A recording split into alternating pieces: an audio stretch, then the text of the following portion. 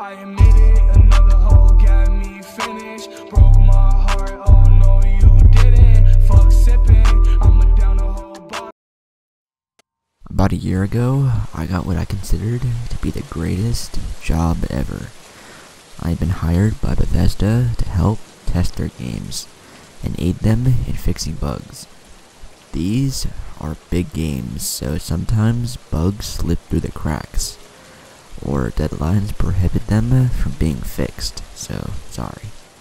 When I got inside and had my orientation, I got what I consider to be some of the best news in my life. I'd get to help test Fallout 4. I was told my assignment was simple at this point.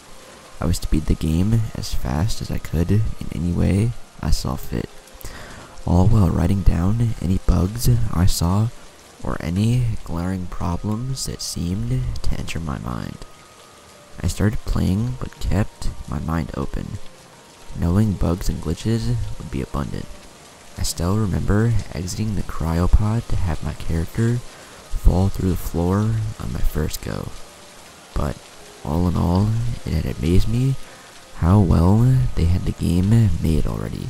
I happily played through and was thrilled when I joined the Brotherhood of Steel to find that Liberty Prime was back, and I damn near cried when I saw Sean on his deathbed angry at me.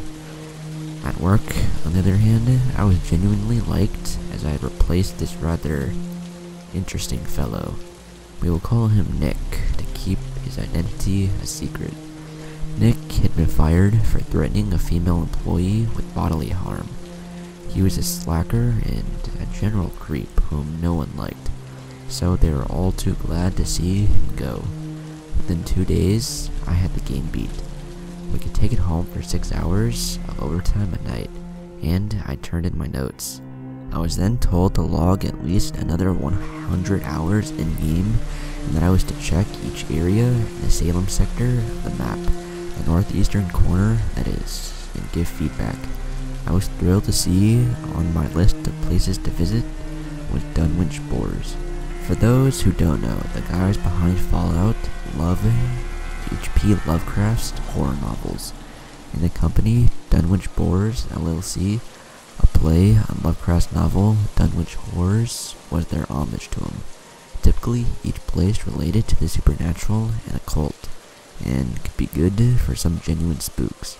I decided to save the best for last and wait to go into the Boars on my last day of playing, when I could go home, curl up under a blanket, and scare myself with what I'd see. When the night finally came, I kissed my wife goodnight at 10, went to my office, sat in my chair, and journeyed to the Boars. On the outside, things were much like they are now. A ton of raiders, including one in power armor, patrolling the outside, along with some burnt skeletons and a cage in the bottom. I quickly mowed through them and went into the mines below. This is where things got weird. You see, the inside seemed to be empty.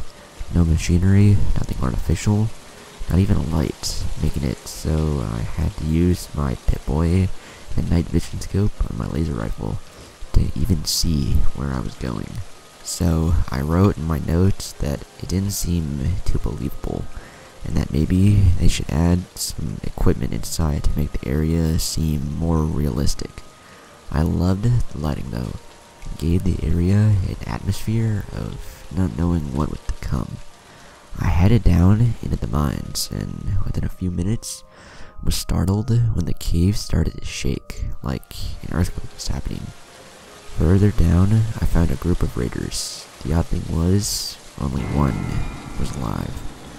He wore bloody clothing and was missing an arm. This surprised me because humans couldn't lose limbs without dying. I put it off, figuring the developers had specially made this guy as a scare. Keeping my sights on him, I approached to see if he would just attack, or if he'd do something.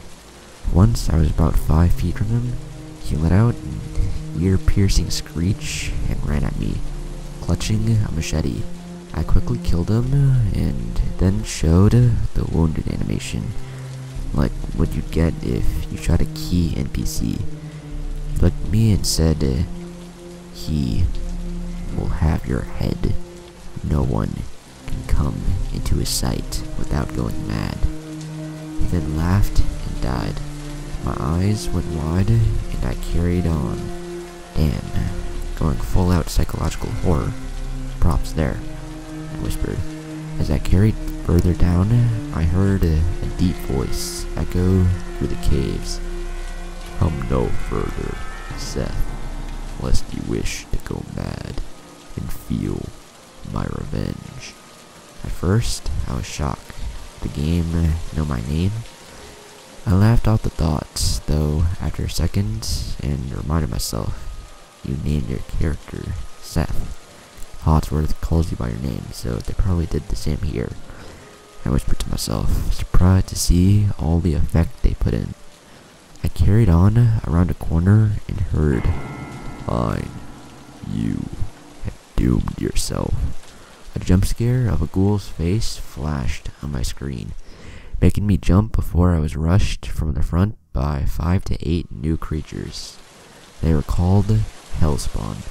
They looked like reskinned feral ghouls with red skin and fire seeping through it.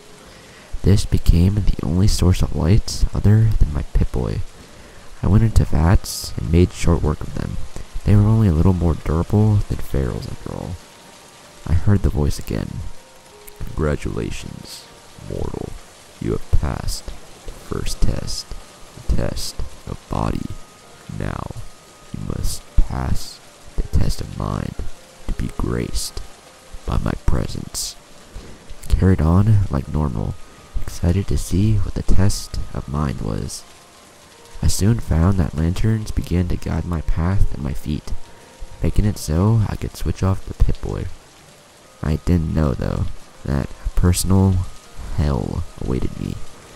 The lanterns led me to a narrow crevice just big enough to walk through. I began to hear music as I entered, slow and eerie as I found my character unable to move faster than a walk. I heard the voice once more. No mortal has ever survived this. The test of mind will end you. My hell began as I suddenly saw an image of a real-life accident scene. A mangled corpse that had been cut in half by a truck. It looked like someone had slipped in and took a picture with a camera phone. I nearly vomited at the sight. I began to retch and heave. What the fuck? I said. What is wrong with these people? You can't have that in a game. As I went further and further to see what other depraved shit they had in, I was greeted by more images and even a few short videos. A pregnant woman killed with her child cut out and laying next to her. A man with his head split open. Even of a clip of a man blowing his brains out with a pistol. All these eventually made me vomit into my trash can. Soon enough, I made it to the end and was greeted by a bunch of lanterns surrounding a stone eye. Congrats, you made it to the end, Seth. I heard the voice filled with spite.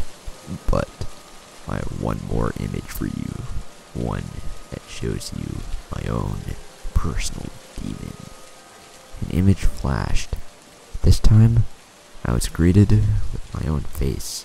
A day before I started my job at the supermarket with my wife. You see, Seth, you ended me. You took my job. You took my every reason for living. I know I could never kill you, but I could kill your spirit. You see, this modded disc was my idea. When I was told I had 3 days before I was let go, I knew they would have you come here. And now, you get to be the first to know that I'm going to kill myself 3 days after your first day at work. This is on you, Seth. I am dead because of you. And isn't that a bitch? The game then crashed and I was left in shock. My mind went racing to Nick, the man I had replaced. How no one liked him, and in his shoes, I'd probably be pissed off as well. I didn't blame him for blaming me. Hell, I even blame myself at this point. I immediately called my boss and let him know of the experience, and he told me he was on his way and he would call 911. I went and woke up my wife, telling her what happened while sobbing. She comforted me until my boss showed up, and we waited in the living room for police to arrive and begin the investigation of the disc. When they arrived, they seized the disc and everything related to it. A detective then sat with me and told me that they checked his house. They found him hanging on a noose in his room, a note clutched in his hand saying, "Revenge is sweet."